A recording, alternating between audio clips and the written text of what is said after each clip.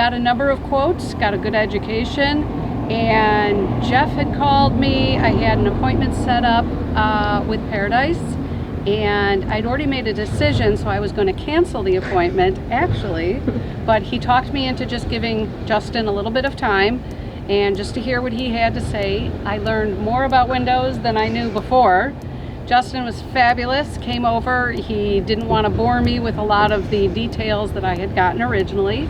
And I decided to change my mind on who I was going to go with, decided to go with Paradise.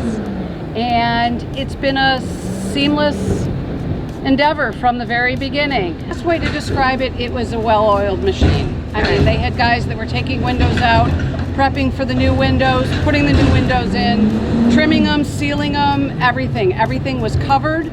As much mess as they made, they cleaned up every single bit. My yard was spotless when they were done.